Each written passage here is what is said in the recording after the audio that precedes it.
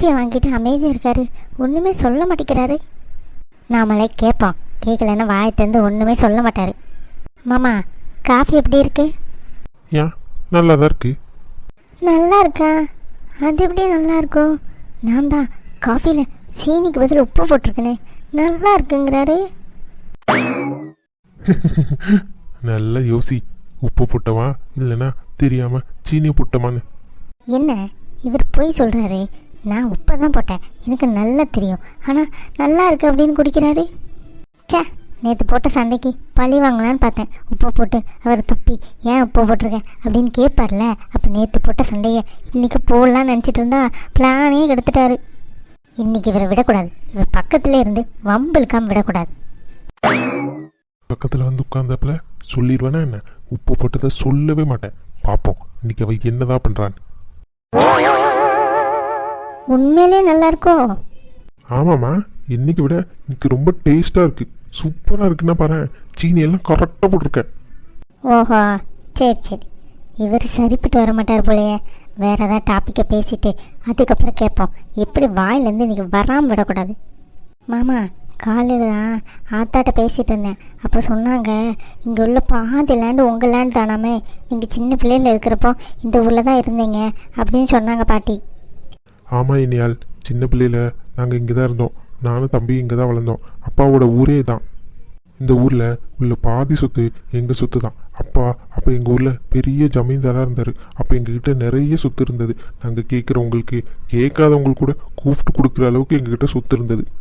ரொம்ப சந்தோஷமாக வாழ்ந்துட்டு இருந்தோம். அப்புறம் ஒரு நாள் தான் அப்பாவும் அம்மாவும் கோவிலுக்கு போகிற வழியில் கார் ஆக்சிடெண்ட் ஆகி இறந்து போயிட்டாங்க. அதுக்கப்புறம் நாங்கள் எல்லா சடங்கையும் முடிச்சுட்டு இந்த ஊரை விட்டு கிளம்பிட்டோம். இனிமே இங்கே எங்களுக்கு எது வேணாம், சொத்துக்கிட்டு எதுவுமே வேணான்னு முக்கால்வாசி சொத்தை விற்றுட்டோம். இப்போ கூட 2-3 லேண்டு தான் நமக்கு இங்கே இருக்குது.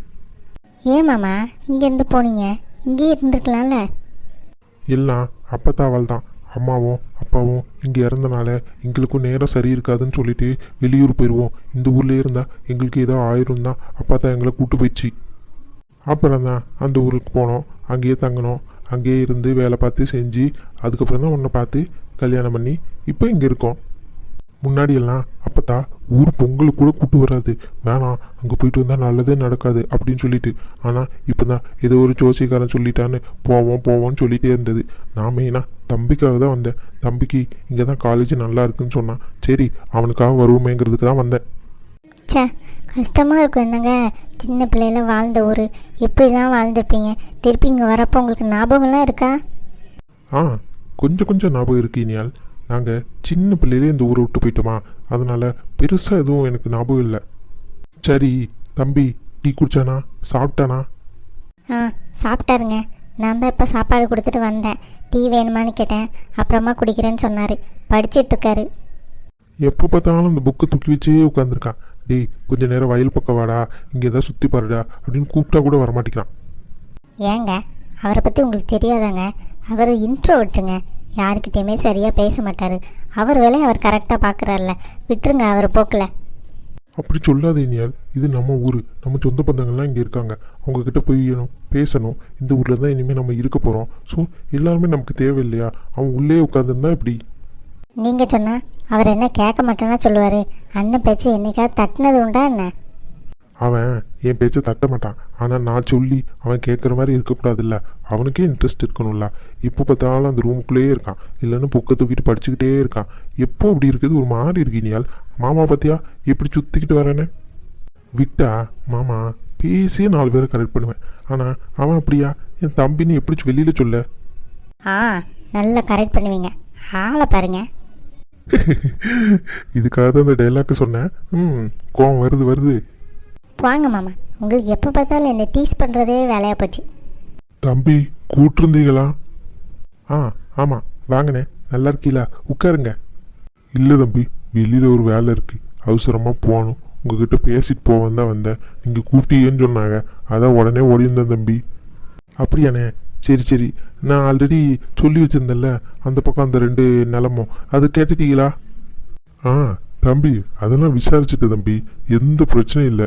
உங்களுக்கு சரின்ட்டாகும், உங்களுக்கு நான் தாராளமாக தாரோன்ட்டாகும். ஆனால் ரொம்ப கஷ்டப்பட்டவோ தம்பி. நம்ம கூட ஒரு 2 லட்சம் சேர்த்து போட்டு கொடுத்துருவான். ஆ, அதெல்லாம் பிரச்சனை இல்லைண்ணே, கேட்டதுக்கு மேலே கொடுத்துருவான். இதெல்லாம் சொல்லணுமா என்ன? இனியால் இவர் தான் தர்மதுரை.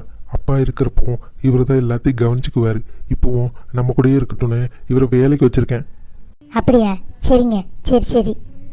தம்பி, ஒரு நல்ல நாள் பார்த்து சொன்னீங்கன்னா ரெஜிஸ்ட்ரேஷன் முடிச்சிடுவோம். உங்கள் பேரில் எழுதிடுவோமா இல்லைன்னா அப்பத்தா பேரில் மாற்றணுமா? யார் பேர்லன்னு சொல்லுங்க. இல்லைண்ணே, என் பேர்லையோ அப்பத்தா பேர்லையோ மாற்றலை. இவ தான் என்னோட ஒய்ஃபு. இனியால் பேரில் எழுதிருங்க. அப்போ சரி தம்பி, நான் டாக்குமெண்ட்ஸ் எல்லாம் ரெடி பண்ணிட்டு உங்களுக்கு நல்ல நாள் பார்த்து சொல்கிறேன். வாரேன் தம்பி. வாரம்மா, போயிட்டு வரேன். ஆ சரிண்ணே.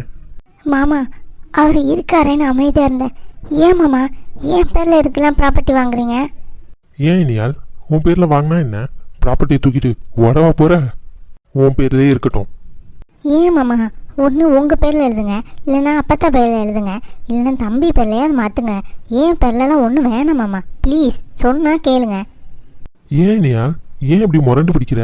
என் பேர்லேயே லேண்ட் இருக்கு, தம்பி பேர்லேயே லேண்ட் இருக்கு, அப்பத்தா பேரில் தான் நம்ம வீடே இருக்கு. அப்புறம் என்ன, உன் பேரில் ஒன்று வாங்குவோம். இப்போ என்ன? அது இல்லை, யாராவது ஏதாவது சொல்ல போகிறாங்க, அதுக்கு தான். யார் என்ன சொல்லுவா? யாரும் ஒன்றும் சொல்ல மாட்டாங்க. நீ என்ன நினச்ச மாமாவை? என்ன தாண்டி உன்னை யார் என்ன சொல்ல முடியும் இனியால்? நம்ம லவ் பண்ண காலத்துல இருந்தே நீ என் கூடயே நிற்க. அப்போ என்கிட்ட சொத்து இருந்தாலும் சரி, சோகம் இருந்தாலும் சரி, நீ எதையுமே பார்க்கல. நான் ஒரு படிக்காத ஆள், ஆனால் நீ நல்லா படிச்சியும் என்னைய தான் கல்யாணம் பண்ணுவேன்னு ஒத்த காலில் நின்ன. நீ எனக்கு ரொம்ப ஸ்பெஷல் இனியால். உன்னைய தங்க தாமரை மாதிரி என் உள்ளங்கையிலே வச்சு தாங்குவோம் பிள்ளை. சொத்தெல்லாம் எனக்கு ஒரு மேட்ரா? நீ தான் எனக்கு எல்லாமே. நீ கேட்டா ப்ராப்பர்ட்டி என்ன உயிரை கூட தருவேன். உனக்கு தெரியாது இனியால், நாங்கள் சின்ன பிள்ளையிலேயே அம்மா அப்பா இழந்து கஷ்டப்பட்டுப்போம். எங்கள் அப்பா தாத்தா எங்களை நல்லா பார்த்துக்குச்சு. இருந்தாலும் எனக்கு ஏதோ ஒரு மிஸ்ஸிங் ஃபீல் இருந்த மாதிரியே இருந்தது. அது நீ வந்ததுக்கப்புறம் தான் என் வாழ்க்கையே ஃபுல்ஃபில் ஆன மாதிரி இருக்குது தெரியுமா? அதெல்லாம் அப்பா இல்லாத அம்மா இல்லாத பிள்ளைங்களுக்கு தான் அந்த கஷ்டம் தெரியும். நீ எனக்கு அவ்வளோ முக்கியண்டி. தாய்க்கு பின்னாடி தாரன்னு சும்மாவா சொன்னாங்க? நீ தான் எனக்கு எல்லாமே. மாமா சாரி மாமா, தெரியாமல் காஃபியில் உப்பை போட்டுட்டேன். அட லூசு, எவ்வளோ சீரியஸாக பேசிட்டு இருக்க? உப்பை பற்றி காமெடி பண்ணிட்டு இருக்க? சாரி மாமா. அட லூசு, இங்கே வா, பக்கத்தில் வா.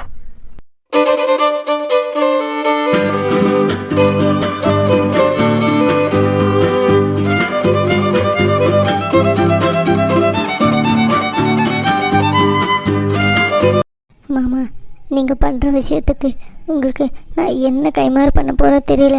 என்னைய எங்கள் அம்மா அப்பா கூட இப்படி பார்த்துக்கிட்டதில்ல. 7 ஜென்மம் எடுத்தாலும் எனக்கு நீங்கள் தான் மாமா, நீங்கள் தான் எனக்கு எப்போவுமே இருக்கணும்.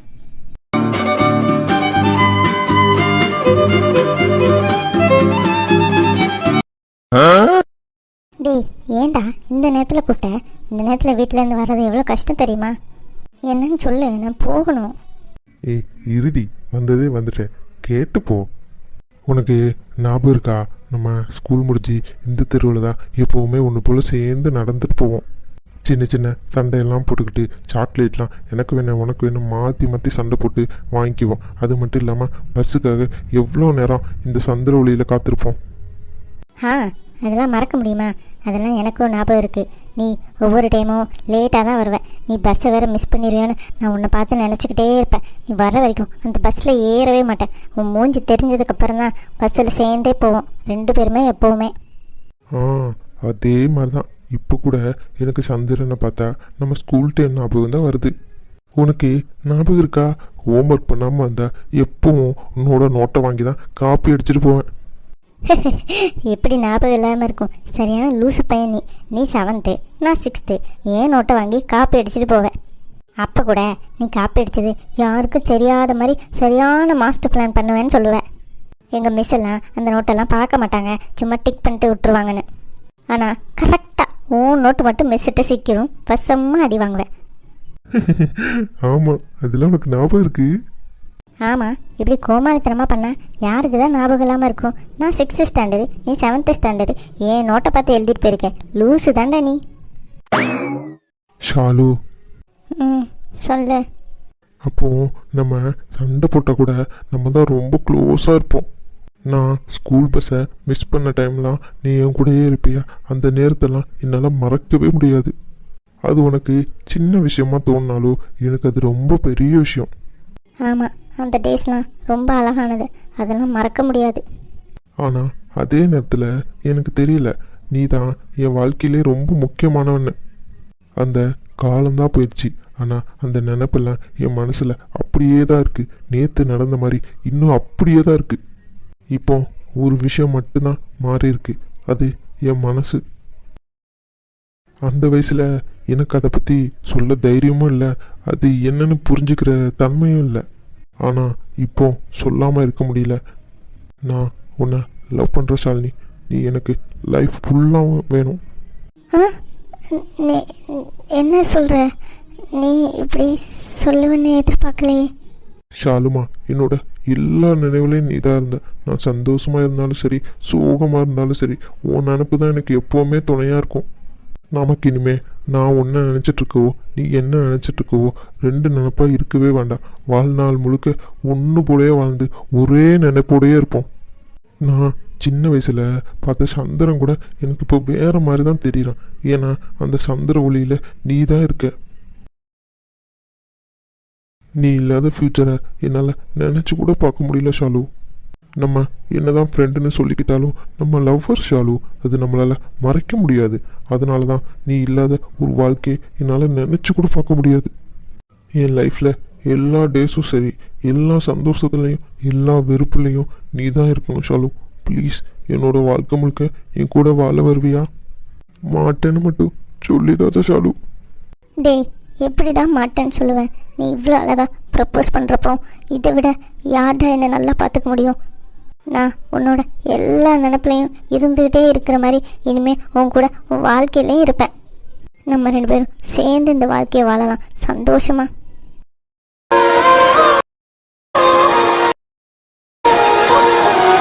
ஷாலு, இனிமே என்ன நடந்தாலும் சரி, என்ன நடந்தாலும் உன்னை விட்டு நான் போக மாட்டேன் ஷாலு.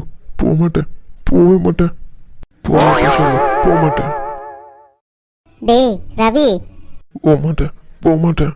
இவன் என்ன தூக்கத்தோட விளையாடிட்டு இருக்கான்? உட்காந்துக்கிட்டே தூங்குறான் லூசு பையன். ஏய் ரவி, ஏல. ஏம்மா, ஏம்மா நீ எப்படிம்மா வந்த? நான் எப்படி வந்தேன் லூசு பையல? படி ஏறிதான் மேலே வந்தேன். அப்பயே இருந்து கீழே காட்டு கத்திட்டு இருக்கேன்டா. செவிட்டு பையன் மாதிரி உட்காந்துருக்கேன். சாப்பிடவா? உனக்கு சோத்தை போட்டு நம்ம போய் தூங்கணும். வீட்டுக்கு வர்றது 10 மணி, சாப்பிட்றது 12 மணி. அடுத்த மனுஷங்களை பார்த்தா உனக்கு ஆளா தெரியலையால லூசு பையன். என்னடா கூப்பிட்டுக்கிட்டே இருக்குமே சவுண்டை கிளம்பின்னு பார்த்தா உட்காந்து தூங்கிக்கிட்டே கனவு கண்டு தலையிறான். என்னது கனவா? அப்போ இவ்வளோ நேரம் நம்ம கண்டதெல்லாம் கனவா? வா, டைனிங் ஹாலில் சாப்பாடு எடுத்து வச்சிருக்கேன். நீ சாப்பிட்டாலும் சரி போனாலும் சரி நான் போய் தூங்க போகிறேன். ஏல, எல்லாமே டைனிங் ஹாலில் வச்சிருக்கேன். எம்மா இதை காண அதை காணன்னு என்னை கூப்பிட்டேன், அவ்வளோதான். நான் படுத்த எந்திக்க மட்டும் பார்த்துக்கோ. சே, எல்லாம் கனவா? எவ்வளோ அழகா இருந்தது. நான் நிஜமாவே ப்ரப்போஸ் பண்ணிட்டோம். நாளைக்கு நம்மளும் ஷாலும் கல்யாணம் பண்ணிடுவோம் வரைக்கும்லாம் நினச்சிக்கிட்டு இருந்தேன். அப்பயே டவுட் வந்தது. அவள் என்னடா நல்லா பேசுகிறா, மூஞ்சி கொடுத்து சந்தோஷமாக பேசுகிறாள்னு நினச்சிட்டு இருந்தேன். கனவா இருக்க போய் தான் அப்படி பேசியிருக்கா. நிஜத்தில் தான் கொதறி விட்டுருவா. சே, எனக்கு இந்த கனவு கண்டதுலேருந்து ஷாலுவை பார்க்கணும் போலே இருக்கே. என்ன பண்ண இப்போன்னு பார்த்து ஒரு ஐடியாவும் தோண மாட்டேக்கே. சே, சரி இந்த லூசு பையனுக்கு ஃபோன் பண்ணி வர சொல்லுவோம். ஏதாவது இவனாவது ஐடியா கொடுக்குறானான்னு பார்ப்போம். இந்த பயலுக்கு தூக்கம் வருமா வராதானே தெரியல. ஆஹா, நல்ல தூக்கத்தில் உயிரை வாங்கிட்டான். அங்கேருந்து வந்து சேர முன்னாடி உயிரே போயிட்டு. டேய் என்னடா, உனக்கு தூக்கமே வராதாடா? தூக்கத்தில் இப்படி எழுப்புறிய பாவி, நீலாம் நல்லாவே இருக்க மாட்டாடா. டேய் என்ன மச்சான், ஃப்ரெண்டுக்காக இது கூட பண்ண மாட்டியா? இதை ஒன்று அப்பப்போ சொல்லிடுவான். சை, இந்த ஒன்றில் தாண்டா உங்ககிட்ட நான் மாட்டிக்கிறேன். டேய் மச்சான், சரியான கனவுடா. செம்மையாக இருந்துச்சு தெரியுமா? நான் கனவுலே ஷாலுக்கு ப்ரப்போஸ் பண்ணிட்டேன். அவளும் எனக்கு ஓகே சொல்லிட்டா. சே, என்ன ஒரு அதிசயம். கனவுல கூட தான் நடக்காது, உனக்கு கனவுல கூட நடந்திருக்கே. பரவாயில்லையே, சந்தோஷம்னு போயிரு. ஏன்னா இப்படி ஒரு விஷயம் நிஜத்தில் நடக்க வாய்ப்பே இல்லை. அதனால போய் 2 ஸ்வீட்டு சாப்பிட்டு மூடிட்டு தூங்கு. நான் வீட்டு பக்கம் பார்த்து போகிறேன். டேய் என்ன மச்சான், டேய் நான் இப்போ அவளை பார்க்கணுடா. எனக்கு அவளை பார்க்கணும் போல இருக்கு. வாடா மச்சான், இப்போ வீட்டுக்கு போகலாம். டேய் என்ன விளாட்றியா? காரியத்தை கெடுத்துடாதடா. இப்போ தான் படிக்கிறதுக்கு ஏதோ அந்த பிள்ளை சொல்லித் தருதுன்னு படிக்கிறோம், கொஞ்சமாவது பாஸ் ஆகணும்டா. எங்கள் வீட்டிலலாம் எங்கள் அப்பா சேர்க்க மாட்டான். டேய் அது கிடக்குடா, அதை விட்டு தொலை. முதல்ல என் லவ்வை பற்றி பேசுடா. விளங்கும், கொஞ்ச நாள் ஒழுங்காக படிச்சுட்டு அலைஞ்ச, இப்போ அதையே விட்டு தொலைச்சிட்டியா? என்னத்த சொல்ல. டேய் மச்சான், தயவு செய்து சொல்கிறேன்டா, என்னை விட்டுடா. சும்மாவே பூ மாதிரி என்ன தேடிக்கிட்டு இருக்கான். இப்போ ஷாலு வீட்டுக்கு வேற போனேன்னு வச்சுக்கோங்க, ஷாலினி என்னன்னு நாளைக்கு தேடுற மாதிரி ஆனாலும் ஆயிரும். எல்லாரும் சொல்லுவீங்க ஃப்ரெண்டுக்காக உயிரை கொடுப்பேன். நான் நிஜமாவே உனக்கு உயிரை கொடுக்குற மாதிரி ஆயிரும் மச்சான். டேய் என்னடா இப்படி சொல்கிற? ஃப்ரெண்டுக்காக இது கூட பண்ண மாட்டியாடா நீ? சரி அப்போ நான் சொல்கிறது எதாவது செய்யி. நான் ஒரு ஐடியா யோசிச்சு வச்சுருக்கேன். நீ ஷாலினிக்கு ஃபோன் பண்ணி அவனுக்கு ரொம்ப உடம்பு முடியல, ரவி ஹாஸ்பிட்டலில் சேர்த்துருக்கோம், பக்கத்தில் கூட ஆள் இல்லை, நீ கொஞ்சம் ஹெல்ப்புக்கு வரியா அப்படின்னு சொல்லு. அப்படியே 2-3 பிட்டை சேர்த்து போட்டு விடு. ஆமாம் ரொம்ப உடம்பு முடியல, ரொம்ப ஜுரம் கொதிக்குது அப்படின்னு சொல்லு. சொன்னா உடனே வந்துடுவாளாக்கும். போடா, இந்த நேரத்தில் ஏதாவது அவள் கிளம்பி வர்றதாவது. டேய் மச்சான், நான் சொன்னதை செய்டா. வராதது அவள் விருப்பம், நீ சொல்லி தான் பாரேன். இவன் என்ன கருப்பசாமி கோயிலில் கடா வெட்டாமல் விட மாட்டான் போலியே. ரிங்கு போதா அங்கே பார்த்து பேசு. போய் எடுத்துட்டா. ஹலோ, ஷாலினி. சொல்லுங்கள், யார்? ஷாலினி, நான் தான் பேசுகிறேன், ரவி ஃப்ரெண்டு. சொல்லுங்கள், என்ன இந்த நேரம் கால் பண்ணியிருக்கீங்க, என்ன விஷயம்? சாரி ஷாலினி, ஒரு விஷயம் சொல்லத்தான் கூப்பிட்டேன். ரவிக்கு ரொம்ப உடம்பு முடியல, ரொம்ப ஜுரம்லாம் ரொம்ப அடிக்குது. அதனால் நான் அவனை ஹாஸ்பிட்டலில் சேர்த்துருக்கேன். பக்கத்தில் வேறு துணைக்கு ஆள் இல்லையா, என்னால் அவனை மேனேஜ் பண்ண முடியல. நீங்கள் கொஞ்சம் வர முடியுமா? சூப்பர் அப்படி சொல்லு. என்ன உடம்பு முடியலையா? இப்போ எப்படி இருக்காரு? நான் வர்றது கஷ்டமே. எப்படி வர தனியா? அதுவும் இந்த நேரத்தில் சான்ஸே இல்லைங்க. எப்படிங்க நான் வரேன்? ஏங்க நீங்கள் தனியாக வர வேண்டாங்க, வேணா உங்கள் ஃப்ரெண்டை கூட்டுவாங்க. துணைக்காக உள்ள 2 பேர் இந்த நேரத்தில் தனியாக வராதிங்க. உங்கள் ஃப்ரெண்டை கூட்டு ஆட்டோவில் வாங்குங்க. நீங்கள் அங்கே வந்தது கால் பண்ணுங்கள், நான் ஹாஸ்பிட்டல் முன்னாடி தான் நிற்பேன். ஏங்க வராமல் மட்டும் இருந்தாதீங்க, நீங்கள் வரலாம் பிரச்சனை இல்லை, உங்கள் ஃப்ரெண்டை பத்திரமா கூப்பிட்டு வந்துருங்க. சரிங்க, நான் பேசிட்டு வரேங்க. வரேன். ரொம்ப தேங்க்ஸுங்க, சீக்கிரம் வந்துருங்க. டேய் சொல்லிட்டு மச்சான், ஆளை விடு. ஐயோ, அடுத்து என்ன நடக்க போகுதுன்னு தெரியலையே. அது சரி, நடுவில் அவள் ஃப்ரெண்டு இடம் கூப்பிட்டு சொன்னேன், அவளை மட்டும் தானே வர சொன்னேன். இது நல்ல கதையாக இருக்கே. நீ நல்ல ஷாலினி கூட ரொமான்ஸ் பண்ணுவேன், நான் உட்காந்து பார்த்துக்கிட்டே இருக்கணுமா? ஃப்ரெண்டை கூப்பிட்டு தான் நான் அப்படி கொஞ்சம் நேரம் தனிமையாக பேசிட்டு இருப்போம்ல. பேசுவேன், நல்ல தனிமையாக நல்லா கேட்குது. சரியான ஆள்டா பிளான் போடுறது நான். இப்போ என்ன, அக்கறைக்கு இக்கரை பச்சைங்கிற மாதிரி நீயும் ஆளோட ஜாலியாக இரு, நான் என் ஆளோட ஜாலியாக இருக்க போகிறேன். இப்போ என்ன? என்னமோ அவளுக்கு வந்தால் சரி, அவளுக்கு வர்றா மட்டும் இருக்கட்டும், உன்னை நொறுக்கிடுவேன்.